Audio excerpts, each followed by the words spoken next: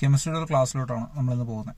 അപ്പോൾ pH scale എന്ന് പറഞ്ഞ ടോപ്പിക്കാണ് ആദ്യം പഠിക്കാൻ പോകുന്നത്. pH സ്കെയിൽ എന്ന് പറഞ്ഞാൽ ഒരു സ്കെയിൽ പോലെയാണ്, നമ്മുടെ സാധാ സ്കെയിൽ പോലെ 0 തൊട്ട് 14 വരെ അതിൽ നമ്പറുകളുണ്ട്. pH സ്കെയിലാണ് കേട്ടോ. അപ്പോൾ 0 തൊട്ട് 14 വരെ നമ്പറുകൾ pH സ്കെയിലുണ്ട്. അതിൽ പകുതി എടുക്കണമെങ്കിൽ 7ൻ്റെ അവിടെ ഒന്ന് നിൽക്കുമല്ലോ. അപ്പോൾ 0 തൊട്ട് 7 വരെ ആസിഡുകളായിരിക്കും. ബാക്കിയുള്ളത് 7-അപ്പുറത്തോട്ട് 14 വരെ ബേസുകളായിരിക്കും. ബേസുകളെന്ന് പറഞ്ഞു കഴിഞ്ഞാൽ ആസിഡുകളെ പോലെ തന്നെ വീര്യമുള്ള വസ്തുക്കളാണ്. അപ്പോൾ ബേസുകൾക്ക് ആൽക്കലികളെന്നും പറയാറുണ്ട്. ബേസുകൾ വെള്ളത്തിൽ കലക്കുമ്പോഴത്തേക്ക് ആൽക്കലികളെന്നും പറയാറുണ്ട് ബേസുകൾക്ക്. അപ്പോൾ 0 തൊട്ട് 7 വരെ ഇപ്പുറത്ത് കാണുന്ന പോലെ ആസിഡുകളും 7 തൊട്ട് 14 വരെ ബേസുകളാണെന്ന് പറഞ്ഞു. എന്നാൽ 0 തൊട്ട് 7 വരെ എന്നൊരു പറയുമ്പോഴത്തേക്ക് 7 ബേസാണോ അല്ലെങ്കിൽ 7 ആസിഡാണോ എന്നൊരു കൺഫ്യൂഷൻ വരും. 7 ബേസും അല്ല, ആസിഡും അല്ല. 7 എന്ന് പറഞ്ഞാൽ ന്യൂട്രലാണ്. രണ്ടിൻ്റെ ഇടയിൽ വരുന്ന ന്യൂട്രൽ വസ്തുക്കളാണ്. ആസിഡ് ഗുണമോ അല്ലെങ്കിൽ ബേസ് ഗുണമോ ഇല്ലാത്ത ന്യൂട്രൽ വസ്തുക്കളാണ് ഇത് വരുന്നത്. അപ്പോൾ ഞാനൊരു കാര്യം ചോദിക്കാം, നമ്മളിതിനകത്ത് ആസിഡുകളെ ബേസുകളെയും പഠിക്കാനാണ് pH സ്കെയിൽ ഉപയോഗിക്കുന്നത് നമ്മൾ പറഞ്ഞു. പിന്നെ എങ്ങനെയാണിത് സ്ട്രോങ് ആസിഡാണോ സ്ട്രോങ് ബേസ് ആണോ എന്നൊക്കെ മനസ്സിലാകുന്നത്? അതായത് വീര്യം കൂടിയ ആസിഡാണോ വീര്യം കൂടിയ ബേസ് ആണോ എന്നൊക്കെ ഇതിൽ നിന്ന് എങ്ങനെ മനസ്സിലാകുന്നത്?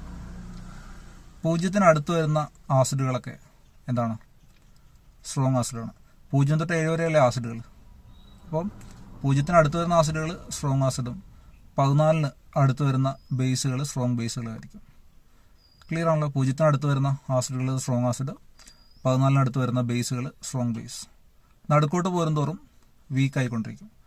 ആസിഡുകൾ നടുക്കോട്ട് വരിക 0-ൽ നിന്ന് ഒരു 6 എന്ന് പറഞ്ഞ pH ഉണ്ടെങ്കിൽ അത് ഒരു വീക്ക് ആസിഡായിരിക്കും. അല്ലെങ്കിൽ ഇങ്ങോട്ട് വരുമ്പോഴത്തേക്ക് 9-ഉം 8-ഉം ഒക്കെ pH ഉള്ള ബേസുകൾ അല്ലെങ്കിൽ ആൽക്കലികൾ വീക്ക് ആൽക്കലി ആയിരിക്കും. അപ്പോൾ ഇത്രയാണ് pH സ്കെയിലിനെ കുറിച്ച് പഠിക്കാനുള്ളത്. ആസിഡുകളിൽ പ്രധാനപ്പെട്ട ചില ആസിഡുകൾ നമുക്ക് നോക്കാം. അതിൽ തന്നെ സിട്രിക് ആസിഡ് നിങ്ങൾക്ക് അറിയാം. എന്താണ്? നമ്മുടെ സിട്രസ് ഫ്രൂട്ടുകൾ. സിട്രസ് ഫ്രൂട്ട് എന്ന് പറഞ്ഞാൽ നമ്മുടെ നാരങ്ങ, ഓറഞ്ച് പോലെയുള്ള ഫ്രൂട്ടുകളിൽ കാണപ്പെടുന്നു. അതാണ് സിട്രിക് ആസിഡ്. ടാർട്ടാറിക് ആസിഡ് എന്ന് പറഞ്ഞ സാധനം പുളിയിൽ കാണപ്പെടുന്നു.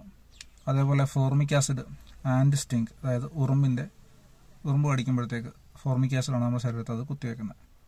അപ്പോൾ ഇതൊക്കെയാണ് പ്രധാനപ്പെട്ട ആസിഡ്. ഇതുകൂടാതെ അസ്കോർബിക് ആസിഡ് നമ്മുടെ പേരക്കയിലൊക്കെ കാണപ്പെടാറുണ്ട്.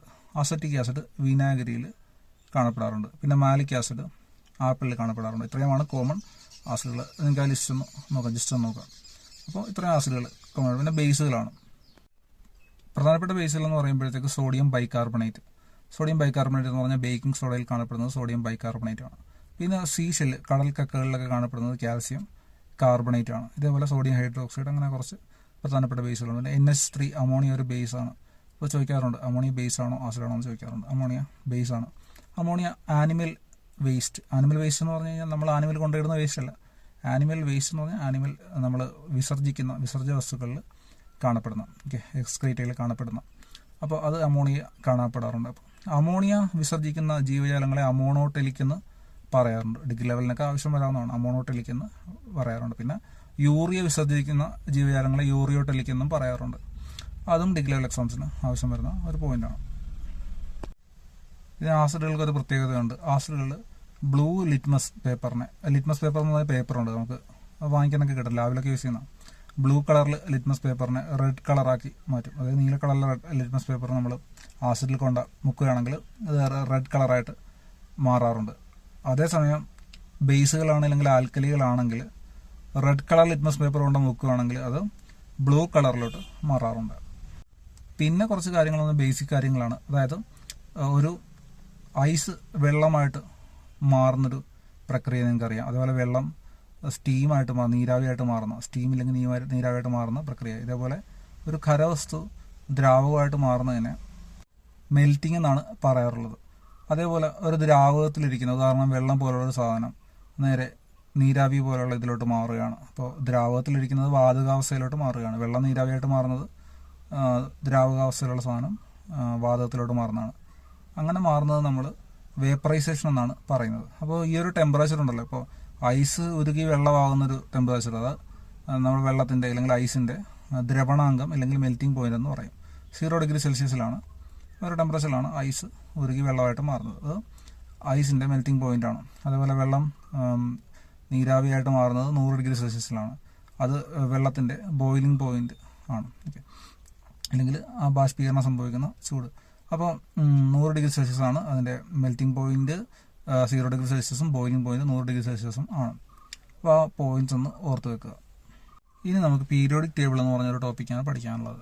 പീരിയോഡിക് ടേബിൾ എന്ന് പറഞ്ഞാൽ നമ്മുടെ മൂലകങ്ങൾ, ഹൈഡ്രജൻ തൊട്ട് മുകളിലോട്ടുള്ള മൂലകങ്ങൾ നമ്മൾ ഒരു പട്ടിക പോലെ അറേഞ്ച് ചെയ്ത് വെക്കുന്ന, അല്ലെങ്കിൽ ഓർഡറിൽ വെക്കുന്നതാണ് പീരിയോഡിക് ടേബിൾ എന്ന് പറഞ്ഞാൽ. ഇതിൽ ആദ്യത്താണ് ഹൈഡ്രജൻ. ഹൈഡ്രജൻ്റെ പ്രത്യേകത എന്താണെന്ന് വെച്ച് കഴിഞ്ഞാൽ ഹൈഡ്രജൻ ഒരു നോൺ മെറ്റലാണ്. ഹൈഡ്രജൻ ഒരു നോൺ മെറ്റലാണ്, അതായത് മെറ്റൽ അല്ലാത്ത വസ്തുവാണ് നോൺ മെറ്റൽ എന്ന് പറയുന്നത്. അപ്പോൾ ഹൈഡ്രജൻ ഒരു നോൺ മെറ്റലാണ്. പിന്നെ ഹൈഡ്രജൻ ഒരു ഗ്യാസാണ്. ഹൈഡ്രജൻ നിൽക്കുന്നത് H2 എന്നും പറഞ്ഞാണ്. 2 ആറ്റങ്ങൾ ചേർന്നിട്ട് ദ്വയാറ്റോമിക തന്മാത്രയായിട്ടാണ് നിൽക്കുന്നത്. 2 ആറ്റങ്ങൾ ചേരുമ്പോഴാണ് ദ്വയാറ്റോമിക തന്മാത്ര ഉണ്ടാകുന്നത്. അപ്പോൾ ആറ്റങ്ങൾ ചേർന്നിട്ടാണ് തന്മാത്രകൾ ഉണ്ടാകുന്നത്. ആറ്റങ്ങൾ ചേർന്നിട്ടാണ് തന്മാത്രകൾ ഉണ്ടാകുന്നതെങ്കിൽ ആറ്റം എന്താണെന്ന് നമ്മൾ അറിയണം, അല്ലേ? ആറ്റം എന്താണെന്ന് അറിയണമെങ്കിൽ ആറ്റത്തിൽ എന്തൊക്കെ സാധനങ്ങളുണ്ടെന്ന് അറിയണം. ആറ്റത്തിലുള്ളത് ഇലക്ട്രോൺ, പ്രോട്ടോൺ, ന്യൂട്രോൺ, ഈ 3 സാധനങ്ങളാണുള്ളത് പ്രധാനമായിട്ടും കേട്ടോ. നമ്മുടെ ഒരു സ്കോപ്പ് ഓഫ് സ്റ്റഡിയിൽ ഇലക്ട്രോൺ, പ്രോട്ടോൺ, ന്യൂട്രോൺ ഇത്ര മതിയാവും. അതിൽ ഇലക്ട്രോൺസ് എന്ന് പറയുമ്പോഴത്തേക്ക് എന്താണ്? ഇലക്ട്രോൺസ് നെഗറ്റീവ്ലി ചാർജ്ഡ് ആണ്. ഇലക്ട്രോൺസിന്റെ ചാർജ് എന്താണ്? നെഗറ്റീവാണ്. ഇലക്ട്രോൺസിന്റെ ചാർജ് നെഗറ്റീവ് എന്ന് പറയുമ്പോഴത്തേക്ക് പ്രോട്ടോണിന്റെ ചാർജ് നമ്മൾ അറിയണം. പ്രോട്ടോണിന്റെ ചാർജ് പോസിറ്റീവാണ്. അപ്പോൾ ന്യൂട്രോണിന് എന്തെങ്കിലും ചാർജ് ഉണ്ടോ എന്ന് അറിയണം. അറിയേണ്ട കാര്യമൊന്നുമില്ല, ന്യൂട്രോണിന് ചാർജ് ഇല്ല. അപ്പോൾ ഇത്രയാണ് 3 സാധനങ്ങളുടെ ചാർജ് എന്ന് പറയുന്നത്. അപ്പോൾ ഞാനൊരു കാര്യം ചോദിക്കട്ടെ, ഇത് ആറ്റത്തിനകത്ത് തന്നെ നിങ്ങൾ ന്യൂക്ലിയസ് എന്നൊക്കെ കേട്ടിട്ടുണ്ടല്ലേ? അപ്പോൾ ഈ ന്യൂക്ലിയസ് ഇപ്പോൾ വേറെ സാധനമാണോ എന്ന് ചോദിക്കും. 3 സാധനമല്ലേ പറഞ്ഞല്ലോ, ഇലക്ട്രോൺ, പ്രോട്ടോൺ, ന്യൂട്രോൺ. അല്ല, ന്യൂക്ലിയസ് വേറെ സാധനമല്ല. ഈ പ്രോട്ടോണും ന്യൂട്രോണും ഇരിക്കുന്നത് ന്യൂക്ലിയസിനകത്താണ്. അതുകൊണ്ട് തന്നെ പ്രോട്ടോണിനും ന്യൂട്രോൺസും ന്യൂക്ലിയസിനകത്തിരിക്കുന്ന സാധനങ്ങളായതുകൊണ്ട് പ്രോട്ടോൺസിനെയും ന്യൂട്രോൺസിനെയും ന്യൂക്ലിയോണുകൾ എന്ന് പറയും. ന്യൂക്ലിയസിനുള്ളിലുള്ള സാധനങ്ങളായതുകൊണ്ട് ന്യൂക്ലിയോണുകൾ എന്ന് പറയും. പ്രോട്ടോണും ന്യൂട്രോണും എന്താണ്? ന്യൂക്ലിയോണുകളാണ്. അപ്പോൾ ഡിഗ്രി ലെവൽ എക്സാമിനെ കുറിച്ച് ചോദ്യം ചോദിക്കാം. അതായത് പ്രോട്ടോണിൻ്റെ എണ്ണം 8, ന്യൂട്രോണിൻ്റെ എണ്ണം 8. അങ്ങനെയാണെങ്കിൽ ന്യൂക്ലിയോണുകളുടെ എണ്ണം എത്രയാണെന്ന് ചോദിക്കും. അപ്പോൾ എത്ര എഴുതും? 8 പ്രോട്ടോൺ, 8 ന്യൂട്രോൺ. അപ്പോൾ ന്യൂക്ലിയോൺ എന്ന് പറഞ്ഞാൽ രണ്ടും കൂടി ചേർത്താണ്. കാര്യം പ്രോട്ടോണും ന്യൂട്രോണും ആണ് നമ്മുടെ ന്യൂക്ലിയസിനുള്ളിൽ ഇരിക്കുന്നത്. അപ്പോൾ എന്താണ് ന്യൂക്ലിയോണുകൾ എന്ന് പറഞ്ഞാൽ? പ്രോട്ടോണിൻ്റെ എണ്ണവും ന്യൂട്രോണിൻ്റെ എണ്ണവും കൂട്ടണം, അല്ലേ? അപ്പോൾ പ്രോട്ടോണും 8, ന്യൂട്രോണും 8 ആണെങ്കിൽ ന്യൂക്ലിയോണുകൾ എത്രയാണ്? 16. ഒന്നുമില്ല, പാടുപെടണ്ട, കാട് കയറി ചിന്തിക്കേണ്ട. ഈ ന്യൂക്ലിയസ് എന്ന് പറഞ്ഞ സാധനത്തിന് ചുറ്റുമാണ് ഇലക്ട്രോൺസ് കറങ്ങുന്നത്.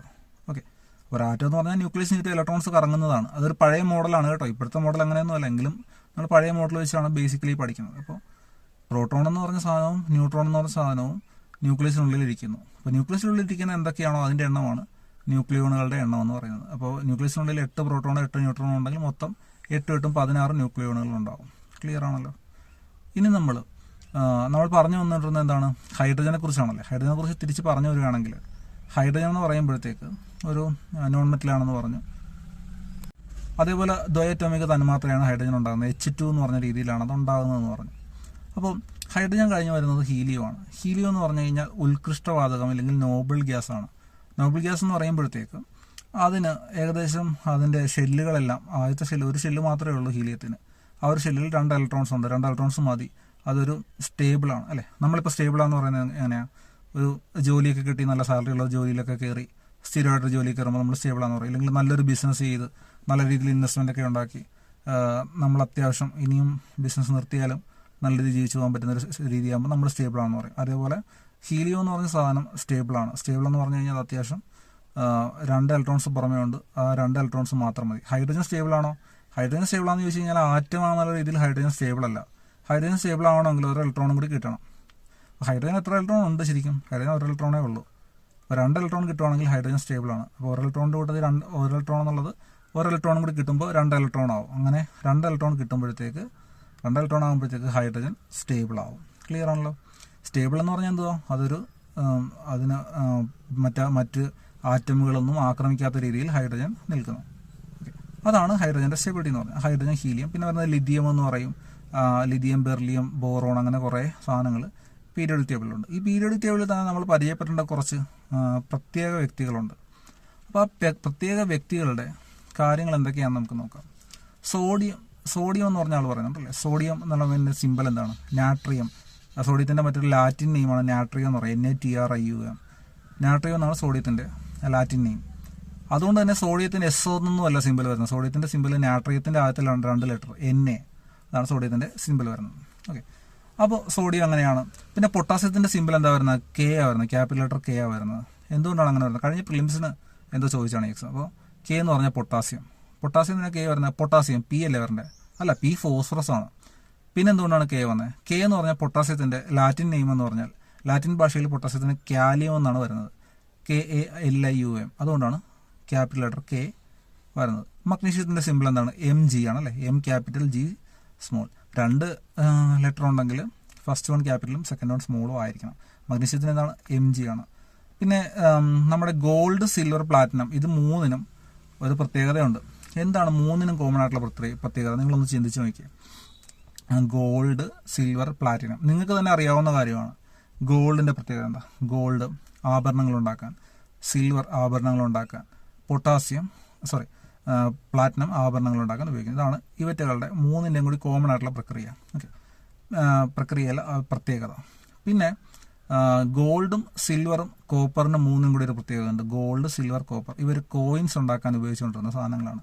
Gold coin, silver coin, copper coin ഒക്കെ പണ്ടൊക്കെ കോയിനുകൾ ഉണ്ടാക്കാനായിട്ട് ഉപയോഗിച്ചുകൊണ്ടിരുന്ന സാധനം. ഇപ്പോഴും ഗോൾഡ് കോയിനുകളുണ്ട്. നമ്മൾ ന്യൂസിലൊക്കെ അഡ്വർടൈസ്മെന്റ്സിലും ന്യൂസിലൊക്കെ കാണാറുണ്ടല്ലോ. ഒരു എന്താ പറഞ്ഞ ഇന്ന സാധനം വാങ്ങിക്കാനുള്ള അതിൻ്റെ കൂടെ ഒരു ഗോൾഡ് കോയിൻ ഫ്രീ. ഒരു ബൈക്ക് ബുക്ക് ചെയ്യുകയാണെങ്കിൽ ഗോൾഡ് കോയിൻ, അല്ലെങ്കിൽ ബൈക്കിൻ്റെ കൂടെ കിട്ടില്ലായിരിക്കും, കാർ ബുക്ക് ചെയ്യുകയാണെങ്കിൽ ഗോൾഡ് കോയിൻ ഫ്രീ എന്നൊക്കെ പറഞ്ഞൊക്കെ പരസ്യങ്ങളൊക്കെ കാണാറുണ്ട്.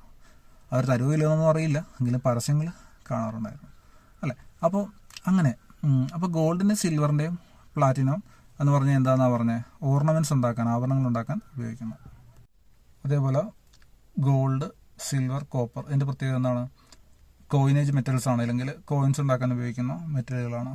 ഓക്കെ, അപ്പോൾ യുറേനിയത്തിന് ശേഷം ഉണ്ടാകുന്ന എലമെന്റുകളെ നമ്മൾ പറയുന്നൊരു പേരുണ്ട്, ട്രാൻസ് യുറാനിക്സ് അല്ലെങ്കിൽ ട്രാൻസ് യുറേനിയം എലമെന്റ്സ് എന്ന് പറയും. യുറേനിയം എന്ന് പറഞ്ഞൊരു എലമെന്റിന് മൂലകത്തിന് ശേഷം വരുന്ന മൂലകങ്ങളെ നമ്മൾ ട്രാൻസ് യുറേനിയം എലമെന്റ്സ് എന്ന് വിളിക്കാറുണ്ട്. അപ്പം പിന്നെ വേറെ പറയാനുള്ളതെന്ന് വെച്ച് കഴിഞ്ഞാൽ പീരിയോഡിക് ടേബിളിൽ പറയാനുള്ളത് 4 ബ്ലോക്കുകളുണ്ട് പീരിയോഡിക് ടേബിളിൽ. 4 ബ്ലോക്ക് എന്ന് പറഞ്ഞാൽ ഈ ഹൃദയത്തിൽ ബ്ലോക്ക് ഉണ്ടാകുന്ന പോലെയാണോ? അല്ല. ഇല്ലെങ്കിൽ ട്രാഫിക് ബ്ലോക്ക് ആണോ? അല്ല. 4 ബ്ലോക്ക് എന്ന് പറഞ്ഞാൽ പീരിയോഡിക് ടേബിളിൽ 4 കഷ്ണങ്ങളായിട്ടാണ് പീരിയോഡിക് ടേബിൾ വരച്ചു വെച്ചിരിക്കുന്നത്. അതിൽ ആദ്യത്തെ കഷ്ണമാണ് S ബ്ലോക്ക് എന്ന് പറയും, രണ്ടാമത്തെ കഷ്ണം D ബ്ലോക്ക്, മൂന്നാമത്തെ കഷ്ണം P ബ്ലോക്ക്, നാലാമത്തെ കഷ്ണം F ബ്ലോക്ക്. SPDF 4 ബ്ലോക്കുകളാണ് SPDF. അപ്പോൾ ഇതിൽ നിങ്ങൾക്ക് S ബ്ലോക്കുകളിൽ കാണപ്പെടുന്ന S ബ്ലോക്കുകൾ മെറ്റലുകളാണ്. S ബ്ലോക്കുകൾ എന്താണ്? മെറ്റലുകളാണ് അല്ലെങ്കിൽ ലോഹങ്ങളാണ്. P ബ്ലോക്കുകളുടെ പ്രത്യേകത ചോദിക്കുകയാണെങ്കിൽ P ബ്ലോക്കിൽ ലോഹങ്ങളുണ്ട്, അലോഹങ്ങളുണ്ട്, സെമി മെറ്റൽസ് ഉണ്ട്. P ബ്ലോക്കിൽ എന്തൊക്കെയുണ്ട്? ലോഹങ്ങൾ, അലോഹങ്ങൾ, പിന്നെ സെമി മെറ്റൽസ് അല്ലേ. അപ്പോൾ സെമി മെറ്റൽസിന് മറ്റൊരു പേര് വിളിക്കും മെറ്റലോയിഡുകൾ എന്ന് വിളിക്കും. എന്തുകൊണ്ടാണ് സെമി മെറ്റൽസ് എന്ന് വിളിക്കുന്നത്? അപ്പോൾ സെമി മെറ്റൽസ് എന്ന് പറഞ്ഞാൽ ലോഹങ്ങളുടെയും അലോഹങ്ങളുടെയും ഗുണം വരുന്നതാണ് സെമി മെറ്റൽ എന്ന് പറയുന്നത്. ഓക്കെ, അപ്പോൾ ഇത്രയും കാര്യങ്ങളാണ് ബേസിക്കലി പറയാനുള്ള കാര്യങ്ങൾ. ലോഹങ്ങളെ കുറിച്ചും പീരിയോഡിക് ടേബിളിനെ കുറിച്ചും ബേസിക്കലി പറയാനുള്ള കുറച്ച് കാര്യങ്ങൾ നമ്മളിപ്പോൾ ഇന്നത്തെ ക്ലാസ്സിൽ പറഞ്ഞു. അപ്പോൾ നമുക്കൊന്ന് റിവൈൻഡ് ചെയ്യുക എന്ന് പറഞ്ഞാൽ ആദ്യം പറഞ്ഞ എന്താണ്? നമ്മൾ pH സ്കെയിലിനെ കുറിച്ചാണ്. pH സ്കെയിൽ 0 തൊട്ട് 14 വരെ ഉണ്ട്. അതിൽ 0 തൊട്ട് 7 വരെ നമ്മൾ എന്താണ്? ആസിഡുകളെന്ന് വിളിക്കും. 7 തൊട്ട് 14 വരെ ബേസുകളെന്ന് വിളിക്കും, അല്ലെങ്കിൽ ആൽക്കലികളെന്ന് വിളിക്കും. പക്ഷേ 7 തൊട്ട് 14 വരെ വിളിക്കുമെങ്കിലും 7 വരുന്നത് ആസിഡോ ആൽക്കലിയോ അല്ല. 7 വരുന്നതെന്ന് പറഞ്ഞു കഴിഞ്ഞാൽ ന്യൂട്രൽ വസ്തുക്കളാണ്. ന്യൂട്രൽ വസ്തുക്കൾ എന്ന് പറയുമ്പോഴത്തേക്ക് അത് ആസിഡുകളുടെയോ ബേസുകളുടെയോ ഗുണമല്ല, ഒരു നിർവീര്യമായിട്ടുള്ളൊരു ഗുണമായിരിക്കും അത് കാണിക്കുന്നത്. പിന്നെ പറഞ്ഞത് 0-ന് അടുത്ത് വരുന്ന ആസിഡുകൾ സ്ട്രോങ് ആസിഡുകൾ എന്ന് വിളിക്കും. 14-ന് അടുത്ത് വരുന്ന ബേസുകൾ സ്ട്രോങ് ബേസുകൾ എന്ന് വിളിക്കും. ഇത് രണ്ടും 7-നോട് അടുത്തോട്ട് വരുന്നതും വീക്ക് ആയിക്കൊണ്ടിരിക്കും. ഉദാഹരണത്തിന് 6 വരുന്ന ആസിഡ് വീക്ക് ആസിഡാണ്, 8 വരുന്ന ബേസ് വീക്ക് ബേസ് ആണ്, 9 വരുന്ന ബേസും വീക്ക് ബേസ് ആണ്. പിന്നെ 0-ന് അടുത്തുള്ള ആസിഡ് സ്ട്രോങ് ആസിഡാണെന്ന് നമ്മൾ പറഞ്ഞല്ലേ. ഹൈഡ്രോക്ലോറിക് ആസിഡ് പോലുള്ള ആസിഡുകൾ ഭയങ്കര സ്ട്രോങ് ആണ്. സ്ട്രോങ് ആണെങ്കിൽ നമ്മൾ അതിനകത്ത് കോൺസെൻട്രേറ്റഡ് എന്നൊരു പേര് ചേർത്ത് പറയാറുണ്ട്. നല്ല സീറ്റിൽ സ്ട്രോങ് ആണെങ്കിൽ കോൺസെൻട്രേറ്റഡ് എന്ന പേര്, വീര്യം കൂടുതലുള്ള ആസിഡുകളെ കോൺസെൻട്രേറ്റഡ് എന്ന് പറഞ്ഞ് ചേർത്ത് പറയേണ്ടത്. അതായത് എല്ലാ ആസിഡുകൾക്കും ഇപ്പോൾ വീര്യം കൂടുതലാണ്, വെള്ളത്തിന്റെ അളവ് കുറവാണ് നമ്മൾ ചേർക്കുന്നതെങ്കിൽ കോൺസെൻട്രേറ്റഡ് എന്ന് പറയും. കുറച്ച് വെള്ളം ചേർക്കുകയാണെങ്കിൽ ഡൈല്യൂട്ടഡ് എന്ന് പറയും. ഓക്കെ, അപ്പോൾ വെള്ളം കുറവാണെങ്കിൽ നമ്മൾ എന്ത് പറയും? കോൺസെൻട്രേറ്റഡ് എന്ന് പറയും. അതിൽ വെള്ളം കൂടുതൽ ചേർത്തിട്ടുണ്ടെങ്കിൽ ഡൈല്യൂട്ടർ എന്ന് പറയും. അപ്പോൾ എന്ത് സാധനത്തിന്, ഏതൊരു ആസിഡിനും ഏതൊരു ബേസിനും നമ്മൾ ഡൈല്യൂട്ടും കോൺസെൻട്രേറ്റർ എന്ന് പറഞ്ഞ പേര് നമ്മൾ ഉപയോഗിക്കാറുണ്ട്. നേരത്തെ പറഞ്ഞില്ല, ഇപ്പോൾ ഒന്ന് ആഡ് ചെയ്യുകയാണ്. അപ്പോൾ ഉദാഹരണത്തിന് സൾഫ്യൂരിക് ആസിഡ് വെള്ളമില്ല, പ്യൂർ സൾഫ്യൂരിക് ആസിഡ് ആണെങ്കിൽ നമ്മൾ കോൺസെൻട്രേറ്റഡ് സൾഫ്യൂരിക് ആസിഡ് എന്ന് വിളിക്കും. അതിലോട്ട് നമ്മൾ വെള്ളം ചേർത്ത്, ആസിഡിലോട്ട് വെള്ളമാണ് ചേർക്കുന്നത് കേട്ടോ, വെള്ളത്തിലോട്ട് ആസിഡ് ചേർക്കരുത്. അപ്പോൾ ആസിഡിലോട്ട് വെള്ളം ചേർക്കുമ്പോൾ, വെള്ളത്തിലോട്ട് ആസിഡ് ചേർത്ത് കഴിഞ്ഞാൽ അത് പൊട്ടിത്തെറിക്കും, ഭയങ്കര ഇതാണ്, അല്ലെങ്കിൽ അവിടെ പൊള്ളലും പുകയൊക്കെ വരും. ആസിഡിലോട്ട് വെള്ളം പതിയെ ചേർക്കണം, അങ്ങനെയാണ് അത് ചേർക്കേണ്ട രീതി. അപ്പോൾ നമ്മൾ സൾഫ്യൂരിക് ആസിഡ് സ്ട്രോങ് ആണ്, അതിലോട്ട് നമ്മൾ വെള്ളം ചേർക്കുമ്പോൾ അത് ഡൈല്യൂട്ട് സൾഫ്യൂരിക് ആസിഡ് ആവും. ഓക്കെ, സൾഫ്യൂരിക് ആസിഡ് എന്ന് പറഞ്ഞു കഴിഞ്ഞാൽ കോൺസെൻട്രേറ്റഡ് സൾഫ്യൂരിക് ആസിഡിൽ വെള്ളം ചേർക്കുമ്പോഴത്തേക്ക് ഡൈല്യൂട്ട് സൾഫ്യൂരിക് ആസിഡ് എന്ന് പറയും. അതേപോലെ ഇപ്പോൾ സോഡിയം കാർബണേറ്റ് ഒരു ബേസ് ആണ്. സോഡിയം കാർബണേറ്റ് ഇപ്പോൾ കോൺസെൻട്രേറ്റഡ് ആണ്, അതിലോട്ട് വെള്ളം ചേർക്കുകയാണെങ്കിൽ ഡൈല്യൂട്ട് സോഡിയം കാർബണേറ്റ് എന്ന് പറയും. സോഡിയം ഹൈഡ്രോക്സൈഡ് ഒരു സ്ട്രോങ് ബേസ് ആണ്, അല്ലെങ്കിൽ നല്ല ശക്തിശാലിയായ ബേസ് ആണ്. ഈ സോഡിയം ഹൈഡ്രോക്സൈഡിലോട്ട് നമ്മൾ വെള്ളം ചേർക്കുമ്പോഴത്തേക്ക് കോൺസെൻട്രേറ്റഡ് സോഡിയം ഹൈഡ്രോക്സൈഡ് എന്താകും, വീക്ക് സോഡിയം ഹൈഡ്രോക്സൈഡ് ആകും. അപ്പോൾ ശരിക്കും പറഞ്ഞാൽ ഏറ്റവും സ്ട്രോങ് ആയിട്ടുള്ള ഒരു ബേസുകളിൽ ഒന്നാണ്, ഏറ്റവും സ്ട്രോങ് ആയിട്ടുള്ള ബേസുകളിൽ ഒന്നാണ് സോഡിയം ഹൈഡ്രോക്സൈഡ് എന്ന് പറഞ്ഞാൽ. അത് 14-ന് എന്താണ് വീര്യമുള്ള അല്ലെങ്കിൽ pH ഉള്ള ഒരു ബേസ് ആണ് സോഡിയം ഹൈഡ്രോക്സൈഡ്. ഓക്കെ, അപ്പോൾ ഏറ്റവും സ്ട്രോങ് ആയിട്ടുള്ള ആസിഡ് ഏതാണ്, ഏറ്റവും സ്ട്രോങ് ആയിട്ടുള്ള ബേസ് ഏതാണെന്നുള്ളത് നിങ്ങൾ കണ്ടുപിടിച്ചിട്ട് താഴത്ത് കമൻറ്റ് ചെയ്യുക. നിങ്ങൾക്ക് അറിയാമെങ്കിൽ കമൻറ്റ് ചെയ്യുക. അപ്പോൾ ഞാൻ നിങ്ങൾക്ക് വേണ്ടി ഇട്ടേക്കാണ് ഒരു കാര്യം. അപ്പോൾ ഏറ്റവും സ്ട്രോങ് ആസിഡ്, ഏറ്റവും സ്ട്രോങ് ബേസ്, ഇപ്പോൾ ലോകത്തുള്ളതിൽ ഏറ്റവും സ്ട്രോങ് ബേസും, സ്ട്രോങ് ആസിഡും സ്ട്രോങ് ബേസും നിങ്ങൾ താഴത്ത് കമൻറ്റ് ചെയ്യുക. അപ്പോൾ ഇത്രയാണ് പറഞ്ഞത്. പിന്നെ നമ്മൾ എന്തായിരുന്നു പറഞ്ഞത്, നമ്മൾ പ്രധാനപ്പെട്ട ആസിഡുകളുടെയും ബേസുകളുടെയും കാര്യങ്ങൾ പറഞ്ഞു അല്ലേ. അപ്പോൾ വിനാഗിരിയിലുള്ള ഏതാണ്, അസിറ്റിക് ആസിഡ്. സിട്രസ് ഫ്രൂട്ടുകളുള്ളത് സിട്രിക് ആസിഡ്. ഏതൊക്കെയാണ് സിട്രസ് ഫ്രൂട്ടുകൾ, ലെമൺ, അതേപോലെ നമ്മുടെ ഓറഞ്ച് പോലെയാണ് സിട്രസ് ഫ്രൂട്ട്. പിന്നെ ടാമറിൻഡ്, പുളിയിലുള്ള ഏതാണ്, പുളിയിലുള്ള acid tartaric acid. Tartaric acid, അല്ലെ, ടാമറിൻഡ് ടാർട്ടാറിക് ആസിഡ്. പിന്നെ വരുന്ന അസറ്റിക് ആസിഡ് വിനാഗിരിയിലുള്ളതാണ്. അസ്കോർബിക് ആസിഡ് എവിടെയാണുള്ളത്, അസ്കോർബിക് ആസിഡ് ഉള്ളത് നമ്മുടെ ഗുവ അല്ലെങ്കിൽ പേരയ്ക്കയിലേക്കാണ് അസ്കോർബിക് ആസിഡ് ഉള്ളത്. ഫോർമിക് ആസിഡ് ഉള്ളത് ഉറുമ്പിന്റെ സ്റ്റിങ്, അതായത് ഉറുമ്പ് കടിക്കുമ്പോഴാണ് ഫോർമിക് ആസിഡ് ഉള്ളത്. പിന്നെ നമ്മൾ പീരിയോഡിക് ടേബിളിന്റെ കാര്യം പറഞ്ഞു അല്ലേ. പീരിയോഡിക് ടേബിളിനെ കുറിച്ച് മെയിനായിട്ട് പറഞ്ഞ എന്താണ്, പീരിയോഡിക് ടേബിൾ തുടങ്ങുന്നത് ഹൈഡ്രജൻ വെച്ചിട്ടാണ്. ഹൈഡ്രജൻ എന്ന് പറഞ്ഞു കഴിഞ്ഞാൽ നോൺ മെറ്റലാണ്. അതേപോലെ ഹൈഡ്രജൻ ഒരു ഗ്യാസ് ആണ്. ഹൈഡ്രജൻ എക്സിസ്റ്റ് ചെയ്യുന്നത് അല്ലെങ്കിൽ ഹൈഡ്രജൻ നിൽക്കുന്നത് ദ്വയറ്റോമിക് തന്മാത്ര H2 ആയിട്ടാണ് ഹൈഡ്രജൻ നിൽക്കുന്നത്. അപ്പോൾ H2 ആയിട്ട് നിൽക്കുന്ന ഹൈഡ്രജൻ ഇത്ര പറഞ്ഞു. അതിനുശേഷം നമ്മൾ ആറ്റത്തിനെ കുറിച്ച് പറഞ്ഞു. ആറ്റത്തിൽ 3 സാധനങ്ങളുണ്ട്, ഇലക്ട്രോൺ, പ്രോട്ടോൺ, ന്യൂട്രോൺ. ഇതിൽ ഇലക്ട്രോൺ എന്ന് പറഞ്ഞാൽ നെഗറ്റീവ് ചാർജ്, പ്രോട്ടോൺ എന്ന് പറഞ്ഞു കഴിഞ്ഞാൽ പോസിറ്റീവ് ചാർജ്, ന്യൂട്രോൺ എന്ന് പറഞ്ഞാൽ ചാർജ് ഇല്ല. പിന്നെ പറഞ്ഞത് ഈ പ്രോട്ടോണും ന്യൂട്രോണും കൂടി ചേർത്ത് പറയുന്നത് ന്യൂക്ലിയോണുകൾ എന്നാണ്. എന്തുകൊണ്ടാണ് പ്രോട്ടോണിനെയും ന്യൂട്രോണിനെയും ന്യൂക്ലിയോണുകൾ എന്ന് പറയുന്നത്, കാര്യം അത് ന്യൂക്ലിയസിനുള്ളിലാണ്. ന്യൂക്ലിയസിന്റെ ചാർജ് എന്താണ്, അപ്പോൾ പ്രോട്ടോണിന് പോസിറ്റീവ് ചാർജ് ഉണ്ട്, ന്യൂട്രോണിന് ചാർജ് ഇല്ല. അപ്പോൾ ഒരു 10 പ്രോട്ടോൺ ഉണ്ടെങ്കിൽ ചാർജ് എത്രയായി, 10 ചാർജ്, 10 പോസിറ്റീവ് ചാർജായി. 10 ന്യൂട്രോൺ ഉണ്ട്, ചാർജ് ഒന്നുമില്ല. അപ്പോൾ ടോട്ടൽ 10 പ്രോട്ടോണും 10 ന്യൂട്രോണും ഉണ്ടെങ്കിൽ ന്യൂക്ലിയസിന്റെ ചാർജ് 10 ആയിരിക്കും. ഓക്കെ, പ്ലസ് 10 ആയിരിക്കും. അതുകൊണ്ട് തന്നെ ന്യൂക്ലിയസിന്റെ ചാർജ് എപ്പോഴും പോസിറ്റീവ് ആയിരിക്കും. കാര്യം ന്യൂക്ലിയസിനുള്ളിൽ പോസിറ്റീവ് ചാർജുള്ള വസ്തു മാത്രമേ ഉള്ളൂ. അല്ലെങ്കിൽ ന്യൂട്രൽ ചാർജുള്ള വസ്തു ആയിട്ടുള്ള ന്യൂട്രോൺ ഉണ്ടെങ്കിലും പോസിറ്റീവ് ചാർജ് മാത്രമേ ഉള്ളൂ, ന്യൂട്രൽ ചാർജ് കൂട്ടത്തില്ല. അപ്പോൾ ഇലക്ട്രോണിന്റെ ചാർജ് നെഗറ്റീവാണ്. ഓക്കെ, ഇലക്ട്രോണിന്റെ ചാർജ് നെഗറ്റീവാണ്. അപ്പോൾ ഇത്രയും കാര്യങ്ങളാണ്. പിന്നെ നമ്മൾ പറഞ്ഞത് കുറച്ച് മൂലകങ്ങളെ കുറിച്ചാണ്. അതിനകത്ത് പറഞ്ഞ ഏതൊക്കെ മൂലകങ്ങളാണ് നമ്മൾ പറഞ്ഞത്. ആദ്യം പറഞ്ഞത് ഏതാണ്, ഹൈഡ്രജനെ കുറിച്ച് പറഞ്ഞു. ഹീലിയം എന്ന് പറഞ്ഞാൽ ഉത്കൃഷ്ടവാതകമാണ്. ഹീലിയത്തിന്റെ പുറമേയുള്ള ഷെല്ലിൽ 2 ഇലക്ട്രോൺ ഉണ്ട്. ഹീലിയം എന്ന് പറഞ്ഞാൽ സ്റ്റേബിളാണ്, നോബിൾ ഗ്യാസ് എന്ന് പറയും. അപ്പോൾ ഹീലിയം കഴിഞ്ഞ് ലിഥിയം, സോഡിയം, പൊട്ടാസ്യം അങ്ങനെ കുറച്ച്. സോഡിയം എന്ന് പറഞ്ഞാൽ നാട്രിയം എന്നാണ് അതിന്റെ ലാറ്റിൻ നെയിം നാട്രിയം എന്ന് ആയതുകൊണ്ട് തന്നെ ആദ്യത്തെ 2 ലെറ്റർ എടുത്തിട്ട് NA, നാട്രിയത്തിന്റെ ആദ്യത്തെ 2 ലെറ്റർ എടുത്ത് NA എന്ന് പറഞ്ഞാണ് സോഡിയം ഡിസ്ക്രൈബ് ചെയ്യുന്നത്. അത് പൊട്ടാസ്യത്തിന്റെ ലാറ്റിൻ നെയിം എന്ന് പറഞ്ഞു കഴിഞ്ഞാൽ കാലിയം എന്നാണ്. അതുകൊണ്ട് തന്നെ അതിന്റെ ഫസ്റ്റ് ലെറ്റർ എടുത്തിട്ട് ക്യാപിറ്റൽ K എഴുതുമ്പോഴത്തേക്ക് പൊട്ടാസ്യത്തിന്റെ നെയിമായി, ഷോർട്ട് നെയിമായിട്ട് മാറും. ഇങ്ങനെയുള്ള കുറച്ച് നെയിമുകളും കാര്യം നമ്മൾ കുറച്ച് എക്സ്ട്രാ നെയിമുകൾ പറഞ്ഞു. അതുപോലെ മഗ്നീഷ്യത്തിന്റെ MG ആണ്, capital M, small letter G. ഇത്രയാണ് പറഞ്ഞത്. പിന്നെ പറഞ്ഞത് 3 മെറ്റലുകൾ, നമ്മുടെ സിൽവർ, ഗോൾഡ്, പ്ലാറ്റിനം. സിൽവറും ഗോൾഡും പ്ലാറ്റിനം ഓർണമെന്റ്സ് ഉണ്ടാക്കാനായിട്ട് ഉപയോഗിക്കാറുണ്ട്, അതായത് ആഭരണങ്ങൾ ഉണ്ടാക്കാൻ ഉപയോഗിക്കാറുണ്ട്. അതുപോലെ സിൽവർ, ഗോൾഡ്, കോപ്പർ കോയിനേജ് മെറ്റലുകൾ എന്ന് പറയുന്നത് അത് കോയിൻസ് ഉണ്ടാക്കാൻ ഉപയോഗിക്കാറുണ്ട്. പിന്നെ നമ്മൾ 4 ബ്ലോക്കുകളുടെ കാര്യം പറഞ്ഞു periodic table. SP, DF. S ബ്ലോക്കിൽ മെറ്റലുകൾ മാത്രമേ ഉള്ളൂ. P ബ്ലോക്കിൽ മെറ്റലുകളുണ്ട്, നോൺ മെറ്റലുകളുണ്ട്, മെറ്റലോയിഡുകളുണ്ട്, ലോഹങ്ങൾ, അലോഹങ്ങൾ, പിന്നെ സെമി മെറ്റൽസ്. ഇത്തരം കാര്യങ്ങൾ P ബ്ലോക്കിലുണ്ട്. പിന്നെ D ബ്ലോക്കിൽ മെറ്റലുകൾ മാത്രമേ ഉള്ളൂ. F ബ്ലോക്കിലും മെറ്റലുകൾ മാത്രമേ ഉള്ളൂ. ഇത്രയും കാര്യങ്ങൾ നമുക്ക് മെയിൻ ആയിട്ട് പറയുന്നത്. പിന്നെ യുറേനിയത്തിന് ശേഷമുള്ള എലമെന്റുകളെ നമ്മൾ ട്രാൻസ് യുറേനിക്സ് എന്ന് വിളിക്കും, അല്ലെങ്കിൽ ട്രാൻസ് യുറേനിയ എലമെന്റ്സ് എന്ന് വിളിക്കും. അപ്പോൾ ഇത്രയും കാര്യങ്ങൾ ബേസിക്കലി ഈ ക്ലാസ്സിൽ പറയാനുള്ളത്. ഇതിന്റെ തന്നെ സെക്കൻഡ് ക്ലാസ് നമ്മൾ വരും. സെക്കൻഡ് ക്ലാസ്സിൽ നമ്മൾ ഡീറ്റെയിൽ ആയിട്ട് കെമിസ്ട്രിയുടെയും ഫിസിക്സിന്റെയും ബയോളജിയുടെ ഒക്കെ ഡീറ്റെയിൽ ആയിട്ട് ക്ലാസ്സിലൂടെ നമ്മൾ തുടക്കത്തിൽ കടന്നു പോകും. അപ്പോൾ ഡിഗ്രി മെയിൻസ് എക്സാം, അതേപോലെ 10th mains exam, +2 mains, CPO പോലുള്ള എക്സാംസിനെല്ലാം ഈ ക്ലാസ്സുകൾ നിങ്ങൾക്ക് ഉപകാരപ്രദമാവും. അപ്പോൾ ഇതുപോലുള്ള ക്ലാസ്സിന് വേണ്ടിയിട്ടും ഗൈഡൻസിന് വേണ്ടിയിട്ടും PSC നോട്ടിഫിക്കേഷൻ, എക്സാം അനാലിസിസ് പോലുള്ള കാര്യങ്ങൾക്ക് വേണ്ടി ചാനൽ സബ്സ്ക്രൈബ് ചെയ്യുക. അതുപോലെ വീഡിയോ നിങ്ങൾക്ക് ഇഷ്ടമെങ്കിൽ ലൈക്ക് ചെയ്യില്ലെങ്കിൽ ഡിസ്ലൈക്ക് ചെയ്യുക. വീഡിയോ കൂട്ടുകാർക്ക് ഷെയർ ചെയ്ത് കൊടുക്കുക. നിങ്ങൾക്ക് എന്തറിവുണ്ടെങ്കിലും മറ്റുള്ളവർക്ക് ഷെയർ ചെയ്ത് കൊടുക്കുക. അപ്പോൾ ഷെയർ ചെയ്യുന്നത് നിങ്ങൾ പഠിച്ച കാര്യങ്ങളാകട്ടെ, നിങ്ങൾക്ക് കിട്ടിയ PDF-കളാകട്ടെ, എല്ലാ കാര്യങ്ങളും നിങ്ങൾ മറ്റുള്ളവർക്ക് പഠിപ്പിച്ചു കൊടുക്കാനായിട്ട് ശ്രമിക്കുക. അങ്ങനെ പഠിപ്പിച്ചു കൊടുക്കാൻ ശ്രമിക്കുമ്പോഴത്തേക്ക് നിങ്ങളുടെ അറിവും വർദ്ധിക്കും, ഓർമ്മ കുറവ് എന്നുള്ളൊരു കംപ്ലൈൻറ്റ് മാറും, റിവിഷൻ ചെയ്യുമ്പോഴത്തേക്ക് ഓർമ്മ കൂടും, ഡെയിലി പഠിക്കുന്നവരുടെ ഓർമ്മ കൂടുതലായിരിക്കും. അപ്പോൾ നിങ്ങൾ മറന്നു പോകുന്നൊരു കംപ്ലൈൻറ്റ് നിങ്ങൾക്ക് ഉണ്ട് എങ്കിൽ നിങ്ങളൊരു കാര്യം മനസ്സിലാക്കുക, ഡെയിലി പഠിക്കാനായിട്ടാണ്. ഡെയിലി പഠിച്ചു പോകുകയാണെങ്കിൽ നിങ്ങളുടെ മറവി കുറയും, ഓർമ്മശക്തി കൂടും എന്നുള്ള കാര്യം നിങ്ങൾ ഓർത്ത് വെക്കുക. അപ്പോൾ ഇത്രേ പറയാനുള്ളൂ. അടുത്ത വീഡിയോയിൽ കാണും വരെ ബൈ ഫ്രം വിഷ്ണു.